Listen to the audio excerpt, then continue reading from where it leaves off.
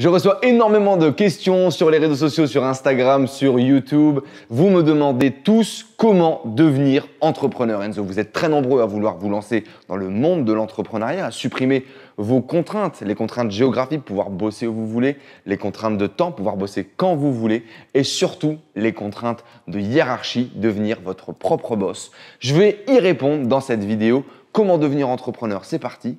Et selon moi, la bonne question à se poser, les amis, c'est surtout est-ce que l'on devient entrepreneur ou est-ce que l'on est entrepreneur? Allez, c'est parti.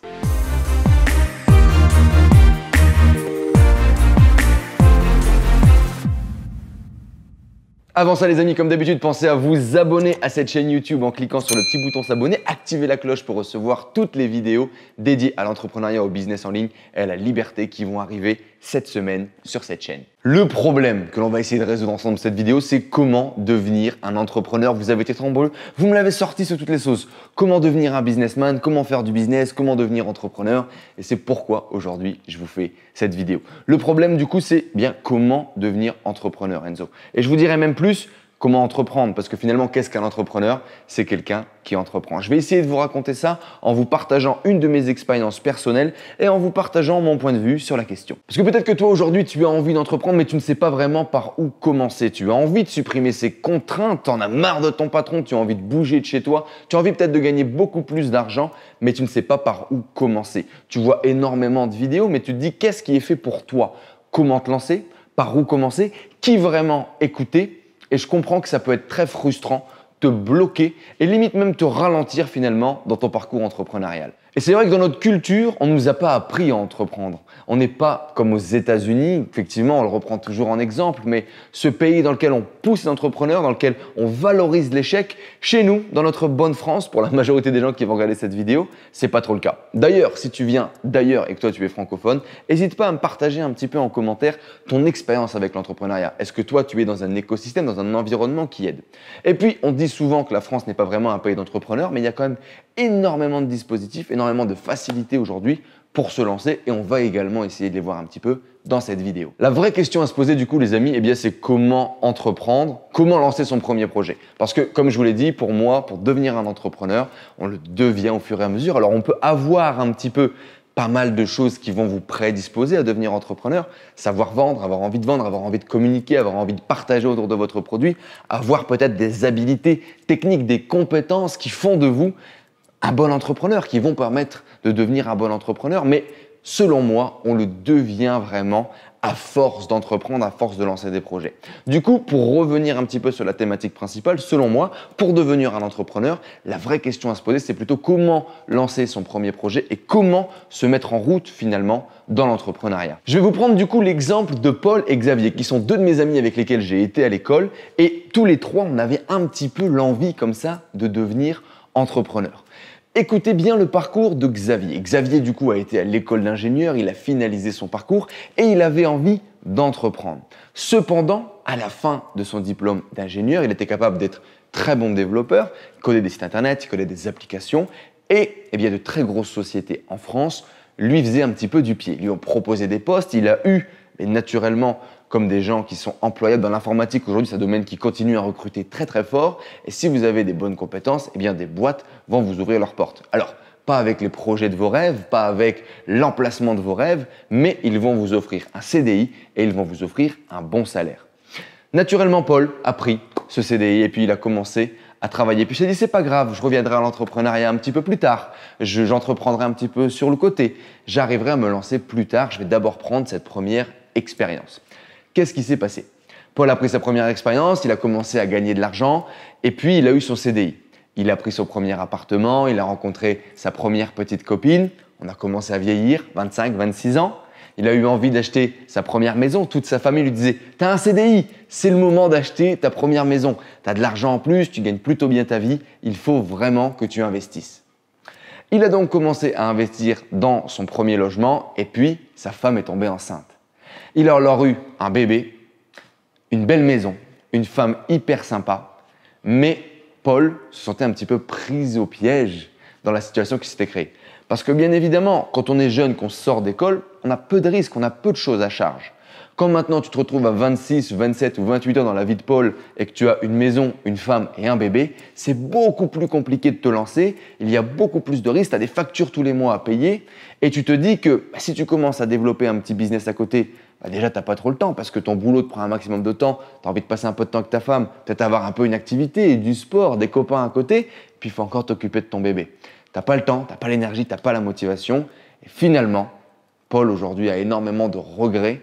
Toutes ces idées qu'il avait, elles stagnent dans un carnet ou dans une note sur Evernote et il n'a toujours pas lancé de projet. Alors attention, Paul est très heureux, sa vie lui va. Il a de l'argent, il a du pouvoir d'achat, ça fonctionne bien pour lui. Cependant, il n'a jamais passé ce premier cap de l'entrepreneuriat. La peur, le manque de confiance en lui, le besoin d'expérience et de sécurité d'une grosse entreprise a été beaucoup plus fort que son envie d'entreprendre. On va prendre maintenant le cas de Xavier, complètement différent. Il était également avec nous dans notre petit trio à l'école et Xavier a décidé de démarrer des projets dès qu'il était à l'école. Alors attention, pas grand-chose. Il avait lancé un premier blog sur le domaine de l'informatique parce que ça l'intéressait. Il voulait partager un petit peu ses codes, ses applications, les différentes choses. Mais le truc, c'est qu'il avait commencé à mettre un petit peu le pied dedans. Et puis, il a lancé ensuite un petit site e-commerce qu'il avait trouvé où il achetait, il revendait des petites pièces informatiques, il faisait quelques dépannages à droite à gauche. Il commençait déjà un petit peu à vendre ses services. Qu'est-ce qui s'est passé? Il a commencé à développer ses qualités d'entrepreneur. Il a commencé à essayer de vendre ses premiers projets, à faire face à ses premiers clients. Et donc, il a commencé petit à petit à acquérir toutes les compétences qui allaient lui être nécessaires pour finalement se lancer en tant qu'entrepreneur et perdurer. À la fin de l'école, quand Xavier est arrivé face à cette situation incroyable du CDI, lui aussi a eu des postes très bien payés qui mettaient en avant ses capacités, ses compétences et qui allaient lui donner une sécurité sur plusieurs années dans une très grosse boîte. Cependant, à ce moment-là, Xavier commençait déjà un petit peu à gagner sa vie avec ses sociétés. Puis il s'est dit, merde, si c'est pas maintenant, ce sera peut-être jamais. Et donc du coup, il décide de se focaliser sur un des projets qu'il avait déjà commencé à développer, qui était l'e-commerce. Et puis il a continué à développer son projet en étant après les cours. Alors bien évidemment, il a développé pendant les cours.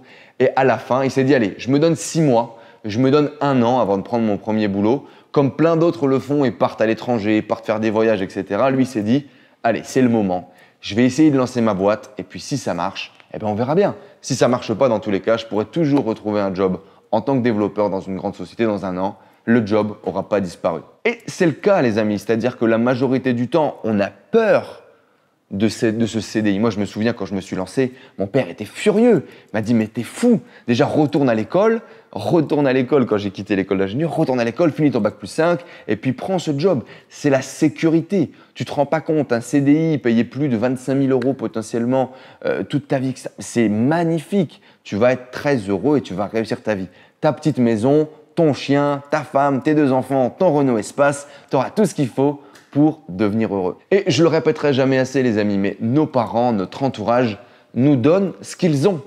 Si vous n'avez pas un entourage, un environnement qui est entrepreneur, si vous n'avez pas des gens qui prennent des risques autour de vous, et si vous avez des gens potentiellement qui, comme mes parents, ont dû quitter tôt l'école pour commencer à travailler et faire vivre leur famille, ils ne peuvent pas vous donner des expériences, des conseils qui vont fonctionner pour vous, qui vont vous permettre de réaliser vos rêves et de entreprendre, de créer la boîte que vous avez envie. Et c'est normal aussi, c'est-à-dire que le monde il y a 20 ans et le monde aujourd'hui est complètement différent. Potentiellement, vos parents, votre entourage n'ont aucune notion de toutes les opportunités qui s'offrent à vous aujourd'hui pour pouvoir entreprendre sur Internet, en dur, développer une vie qui est complètement différente à ce que l'on nous avait donné par le passé. Et donc du coup voilà les amis, ce que j'aimerais vous partager dans cette vidéo, c'est que le meilleur moyen de devenir entrepreneur, c'est d'entreprendre, c'est de commencer à créer vos premiers projets. Faites des choses simples, faites des choses qui sont autour de vous et commencez à essayer de vendre quelque chose. Comme je dis tous les jours, si vous voulez devenir bon à quelque chose, faites-le tous les jours. Essayez de vendre un produit à quelqu'un tous les jours et croyez-moi, dans 6 mois, vous deviendrez un cador en vente. Créez quelque chose tous les jours, partagez-le et dans 6 mois, vous deviendrez un expert dans la création de ce que vous êtes en train de faire. Et c'est comme ça, selon moi, qu'on devient un bon entrepreneur.